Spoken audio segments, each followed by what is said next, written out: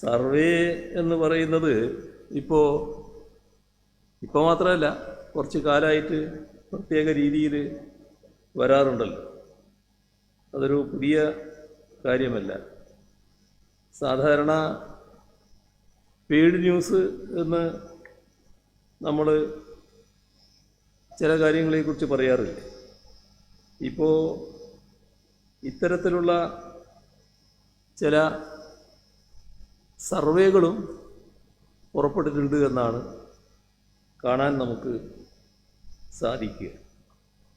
നമ്മുടെ സംസ്ഥാനത്ത് നേരത്തെ നടന്നിട്ടുള്ള തെരഞ്ഞെടുപ്പുകളിലും നമ്മുടെ ചില മാധ്യമങ്ങൾ ഓവർ ടൈം പണിയെടുക്കാറുണ്ടല്ലോ. അതിൽ മലയാള മനോരമയാണ് വല്ലാതെ പ്രയാസപ്പെടൽ എന്നത്, അധ്വാനിക്കൽ എന്നത് നമ്മുടെ അനുഭവത്തിലുള്ളതാണ്. അതിൽ അർദ്ധസത്യങ്ങളും അതിശയോക്തികളും നിരന്തരം പ്രചരിപ്പിക്കുക, അങ്ങനെ വായനക്കാരെ നല്ലതുപോലെ തെറ്റിദ്ധരിപ്പിക്കുക. ഇത് തെരഞ്ഞെടുപ്പ് കാലത്ത് നമ്മുടെ കേരളത്തിലെ വലതുപക്ഷത്തിനു വേണ്ടി പത്രത്തിൻ്റെ 3/4 ഭാഗം മാറ്റിവെക്കുക, ഇതൊക്കെയാണല്ലോ ആ പത്രം സാധാരണ ചെയ്യാറുള്ളത്. ആ പത്രം തുറന്നു നോക്കിയാൽ സംസ്ഥാനത്ത് 2 മുന്നണികളെ മത്സരിക്കുന്നുള്ളൂ എന്ന് തോന്നും. ഈ LDFനെ അതിൻ്റെ വാർത്തകൾ നല്ല തോതിൽ തമസ്കരിക്കുന്നതായിട്ട് കാണാൻ നമുക്ക് കഴിയും. ഇത് നമ്മുടെ എല്ലാവരുടെയും അനുഭവത്തിലുള്ളൊരു കാര്യമാണ്. ഇടതുപക്ഷം ഉയർത്തുന്ന രാഷ്ട്രീയ വിഷയങ്ങളുണ്ട്, ഇടതുപക്ഷം ഉയർത്തുന്ന വിമർശനങ്ങളുണ്ട്. അതെല്ലാം അപ്പാടെ തമസ്കരിക്കുകയാണ്. ഈ തെരഞ്ഞെടുപ്പിൻ്റെ പ്രചാരണം ആരംഭിച്ച് എല്ലാ മണ്ഡലങ്ങളിലും പോയി ഏകദേശം അവസാന ഘട്ടത്തിലാണ് തെരഞ്ഞെടുപ്പ് പ്രചരണ കാര്യത്തിൽ ഇത്തവണ ഞാനിപ്പോൾ എത്തി നിൽക്കുന്നത്. ഇവിടെ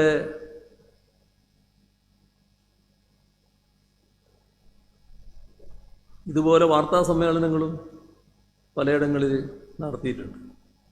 ഇതിനകം 15 മണ്ഡലങ്ങളിൽ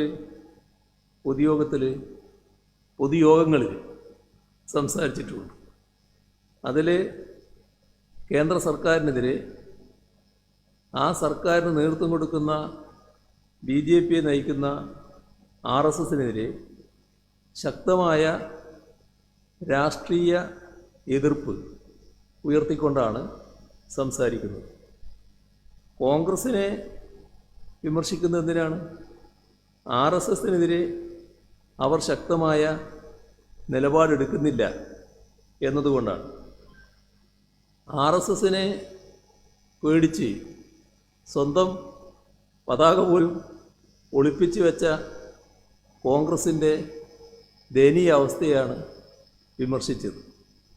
ഇപ്പോൾ രാഹുൽ ഗാന്ധി സംസ്ഥാനത്ത് വന്ന് നടത്തിയ പ്രസംഗത്തിൻ്റെ ആ വാർത്ത, അതിൻ്റെ തലക്കെട്ട്, മലയാള മനോരമയുടെ ആ വാർത്ത കൊടുക്കുന്നതിൻ്റെ മികവ് എങ്ങനെയാണ് കാണിച്ചത്?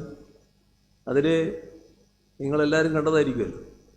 മോദിയെ എതിർക്കൂ, പിണറായിയോട് രാഹുൽ.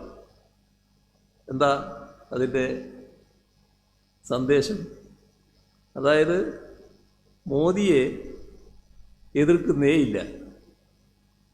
ഇതാണ് ആ വാർത്തയിലൂടെ ജനങ്ങളുടെ മുന്നിൽ എത്തിക്കാൻ മലയാള മനോരമ ഉദ്ദേശിച്ചത്.